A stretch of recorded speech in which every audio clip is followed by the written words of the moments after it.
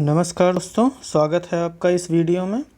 आज हम भारत के प्रायद्वीपीय पठार के बारे में चर्चा करेंगे। देखेंगे कौन से पठार का विस्तार कहाँ पे है और इनकी कुछ मुख्य विशेषताएं।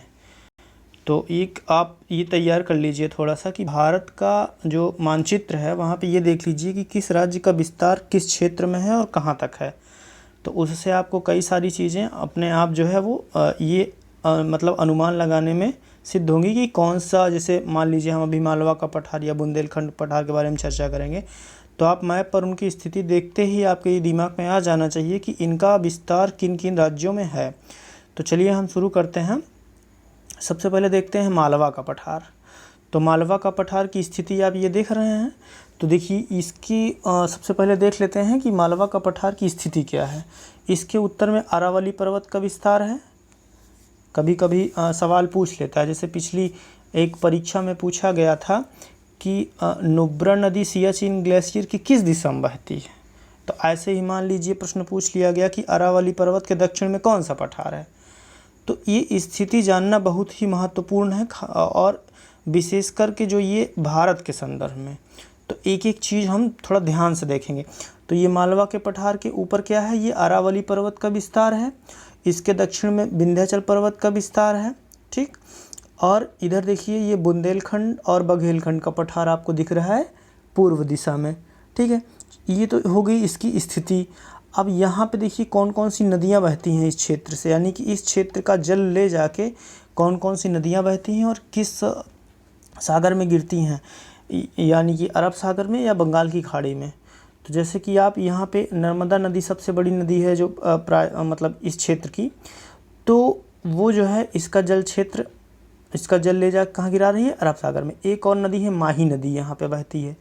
तो माही नदी जो वो कर्क रेखा को 2 बार काटती है, अक्सर पूछा जाता है ये एग्ज़ाम में सवाल, तो आप यह देख लीजिए। तो नर्मदा हो गई और माही नदी हो गई, ये मालवा के पठार के जल को ले जाके कहाँ गिराती है, अरब सागर में। इधर एक नदी है चंबल नदी, उसकी एक सहायक है सिंध नदी, ठीक है। और एक केन, ये यमुना की सहायक नदियां हैं। ये मालवा के पठार के क्षेत्र से बहती हैं और यहाँ के जल को यमुना और यमुना फिर गंगा में मिलकर और ये जाके बंगाल की खाड़ी में यहाँ के जल क्षेत्र को गिराती हैं। तो ये हो गया मालवा का पठार। तो मालवा के पठार के बारे में हम इतनी चीज़ें देख ली हैं, ठीक है। चलिए अब आगे चलते हैं।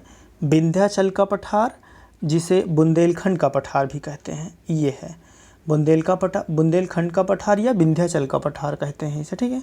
तो ये इसका विस्तार कहाँ है, ये उत्तर प्रदेश में यमुना और दक्षिण में विंध्य पर्वत, यमुना और दक्षिण में विंध्य पर्वत, उत्तर पश्चिम में चंबल नदी, इधर चंबल नदी है, इधर जो है यमुना है और दक्षिण में विंध्य पर्वत है, और दक्षिण पूर्व में बघेलखंड के पठार, ठीक है। इतने से ये बुंदेलखंड पठार घिरा हुआ है। तो बुंदेलखंड की स्थिति देख लीजिए, यमुना के दक्षिण में, ठीक है, चंबल के पूरब में और विंध्याचल पर्वत के ऊपर ये स्थित है। तो ये बुंदेलखंड प्रदेश कहाँ तक फैला है, ये उत्तर प्रदेश के बांदा, हमीरपुर, जालौन और ललितपुर में। मध्य प्रदेश के कौन कौन से ज़िलों में है, दतिया, टीकमगढ़, छतरपुर और पन्ना ज़िलों में फैला है, ठीक है। इस क्षेत्र में पुराने युगों की चट्टानें पाई जाती हैं, यानी कि काफ़ी पुराना। वैसे भी आप प्रायद्वीपीय भारत की विशेषता के बारे में पढ़ते हैं तो जानते हैं कि यह सबसे प्राचीन भूखंड माना जाता है, ठीक। तो इसमें जो प्रमुख नदियां हैं उन नदियों का नाम केन है और धासन एक नदी है। ये नदियां छोटे छोटे जलप्रपात और क्षिप्रिकाओं का निर्माण करती हैं। तो ये हो गया बुंदेलखंड पठार। यहाँ पे वर्षा बहुत कम होती है, अक्सर सूखे की स्थिति रहती है।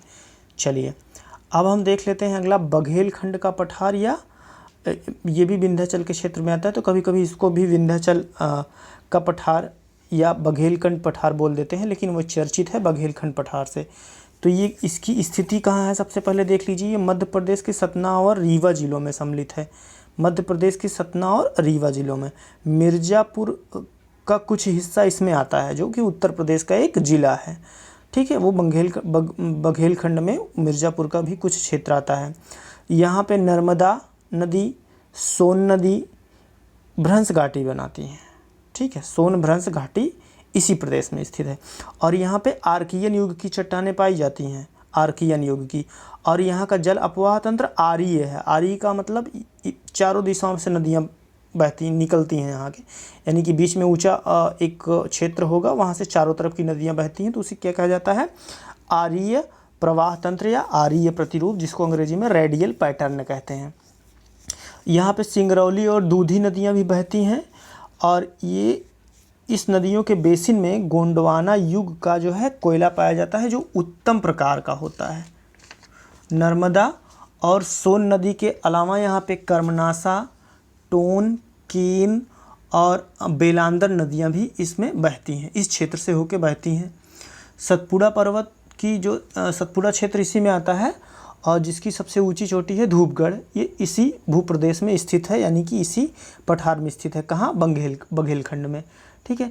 अमरकंटक सतपुड़ा पर्वत का दूसरा सबसे ऊंचा पर्वत है। शिखर धूपगढ़ जो है उसकी ऊंचाई है 1350 मीटर, और अमरकंटक का 1064 मीटर है। सतपुड़ा पर्वत का दूसरा सबसे ऊंचा शिखर है। ठीक है। अमरकंटक पर्वत से जो है कई महत्वपूर्ण नदियाँ निकलती हैं, जो हम नदियों के जब बारे में चर्चा करेंगे तो उसको देख लेंगे।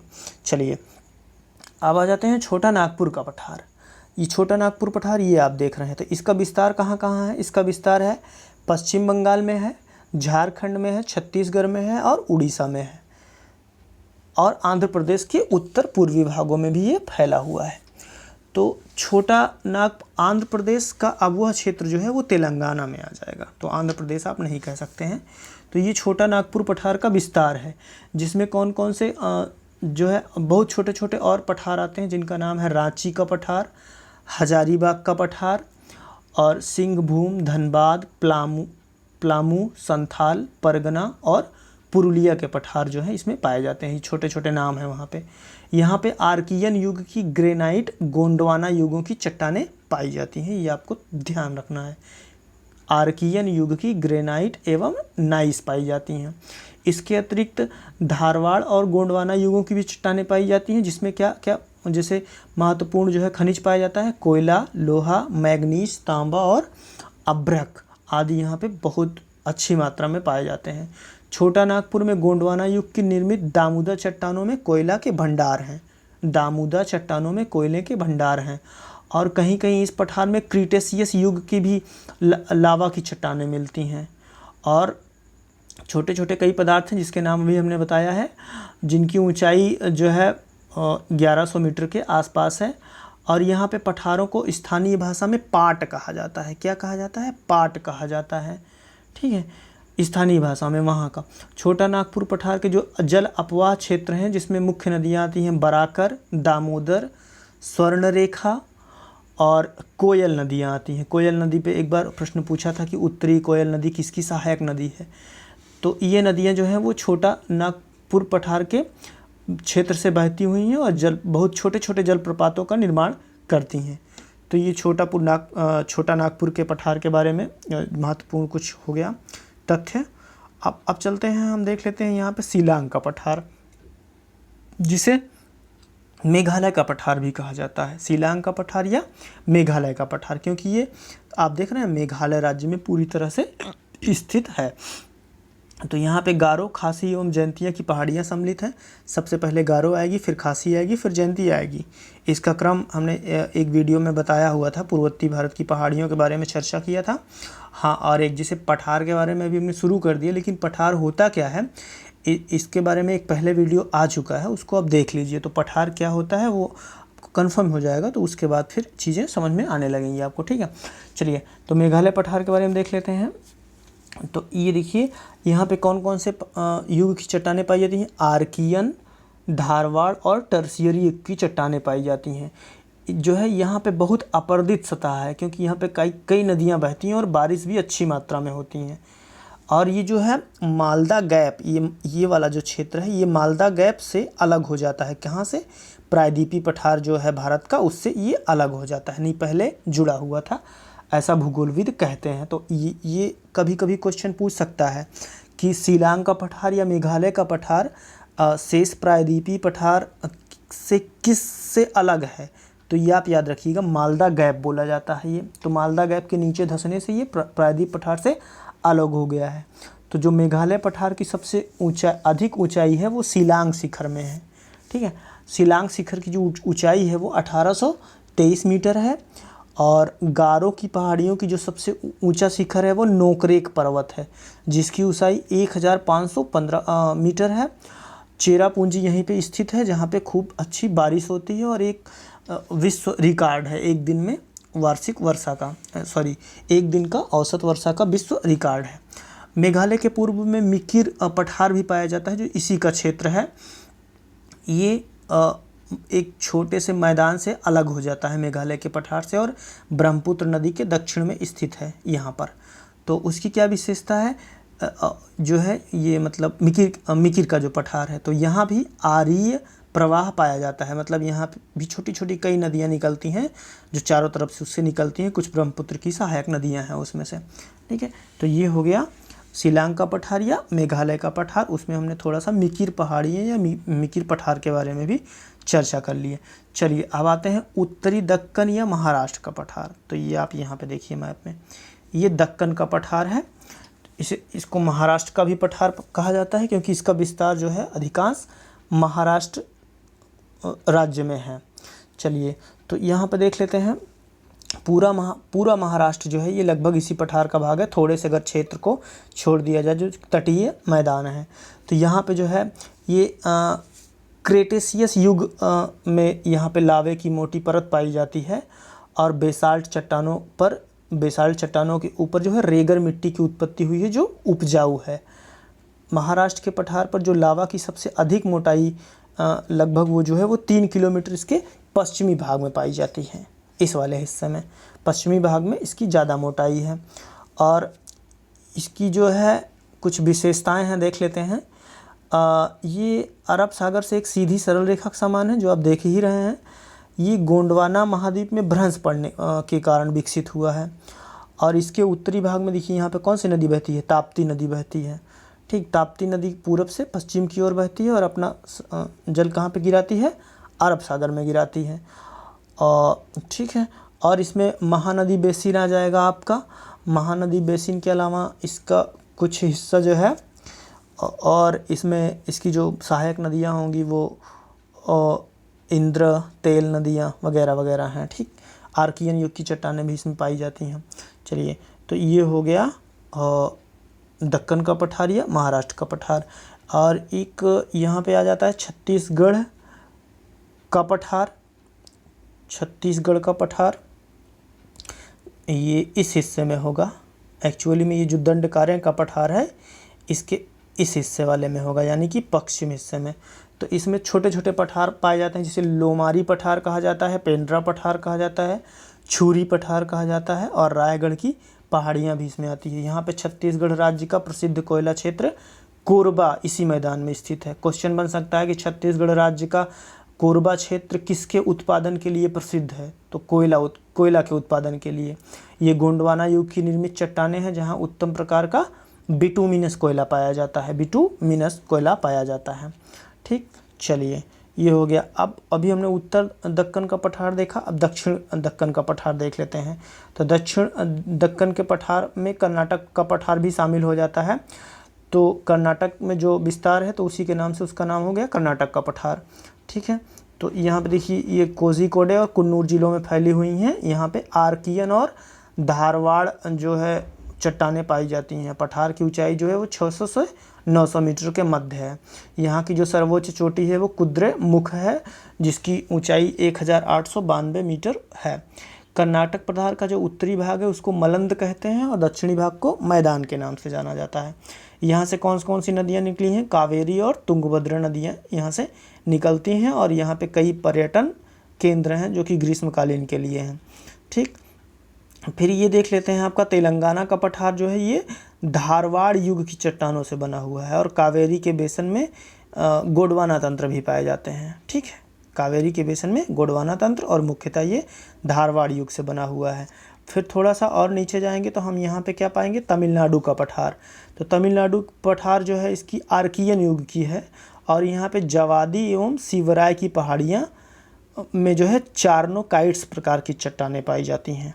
ठीक है, यहाँ जो है अन्नामलाई हिल्स है, उसके मध्य में पलाकड़ गैप पाल घाट के नाम से जाना जाता है, जिसकी जो 24 किलोमीटर चौड़ा है, ठीक है। उसके बीच में से गायत्री नदी बहती है जो तमिलनाडु को केरल में जोड़ता है। एक्चुअली ये इसके दक्षिण हिस्से में होगा यहाँ पे, ठीक। तमिलनाडु को केरल से जोड़ता है। पालघाट, जिसे पलाक्कड़ गैप भी कहा जाता है, जिसकी चौड़ाई 24 किलोमीटर है। तो ये हो गया आपका दक्षिण भारत के जो है कुछ प्रमुख पठार, और लगभग सारे पठारों के बारे में हमने देख लिया। अब थोड़ा सा इसके महत्व के बारे में हम चर्चा कर लेते हैं, जल्दी से 2 मिनट लगेगा। तो उसके कुछ पॉइंट हैं, जैसे आप याद कर लीजिए थोड़ा थोड़ा, कि जैसे देखिए सबसे पहले क्या कि यहाँ पे धात्विक और अधात्विक दोनों प्रकार के खनिज पाए जाते हैं। तो जैसे मेंस में यदि क्वेश्चन आ गया प्रायद्वीप पठार का महत्व बताइए, तो पॉइंट वाइज करके आप लिख लीजिए कि यहाँ पे धात्विक और अधात्विक दोनों प्रकार के खनिज पाए जाते हैं, जिसमें से कुछ नाम आप लोहा, मैंगनीज, तांबा, बॉक्साइट, सोना, चांदी, ये अब बता दीजिए। हीरे भी पाए जाते हैं, अभ्रक, संगमरमर, चूना पत्थर, एस्बेस्टस जैसी चीज़ें इसमें पाई जाती हैं। और इसके कुछ भागों में जो जहाँ भी देखा ना हमने कि काली मिट्टी या रेगर मिट्टी पाई जाती है, या काली मिट्टी या रेगर मिट्टी उसी कहा जाता है, जिसमें कपास और ज्वार, मक्का, दाल, दलहन, गन्ने की फसलों की उत्तम खेती होती है। तो इससे ये कृषि की दृष्टि से जो है महत्वपूर्ण हो गया। और दक्षिण तथा पूर्वी भागों में जो है इस पे लाल भूरी मिट्टी जम गई है, जिसमें अच्छी खेती होती है। तो एक हो गया, तो यहाँ पे खनिज पाए जाते हैं। दूसरा हो गया कृषि के लिए उत्तम है कुछ हिस्सा जो है। इसके अलावा और यहाँ पे वन संपदाएं अच्छी मात्रा में पाई जाती हैं, ठीक है, जिसमें नीलगिरी पर्वत, पूर्वी घाट, पश्चिमी घाट, तो ये पतझड़ वाले वनों और चीड़ के वृक्षों से ढके हुए हैं, जिसमें सागौन, साल, चंदन, आबूनस, महोगनी, बांस, बेंत, रोजवुड, आयरन वुड, ये चीज़ें यहाँ से मिलती हैं, ठीक है। और इसके अलावा क्या चीज़ें हैं, पनबिजली का निर्माण हो जाता है, जो यहाँ पे कुछ नदियाँ हैं जो बंगाल की खाड़ी में गिरती हैं, छोटे छोटे जलप्रपात का निर्माण करती हैं, तो वहाँ से पनबिजली का उत्पादन किया जा सकता है। कुछ झीलों का निर्माण किया जा सकता है, मतलब किया गया है, तो वो भी महत्वपूर्ण हो गया। पर्यटन की दृष्टि से ये पठार बहुत ही महत्वपूर्ण है। इसमें कुछ पर्यटक स्थल हैं, जिसमें ऊटकमंड हो गया, ऊटी हो गया, महाबलेश्वर हो गया, पंचमढ़ी हो गया, माउंट आबू हो गया। तो यहाँ पे विदेशी पर्यटक भी आते हैं, जिससे हमें विदेशी मुद्रा प्राप्त होती है। और इसके जो पश्चिमी घाट और पूर्वी घाट के जो जंगल हैं, उसमें उच्च कोटि के औषधीय गुण वाले जो है पौधे और जड़ी बूटियाँ भी मिलती हैं। तो इस तरीके से ये बहुत ही महत्वपूर्ण क्षेत्र माना जाता है। प्रायद्वीपीय पठार भारत की दृष्टि से आर्थिक, सामाजिक और सांस्कृतिक दृष्टि से बहुत ही लाभदायक है। तो इस तरीके से हमने प्रमुख पठारों के बारे में चर्चा करी है। पूरा वीडियो देखने के लिए आपको बहुत बहुत धन्यवाद। Have a nice day.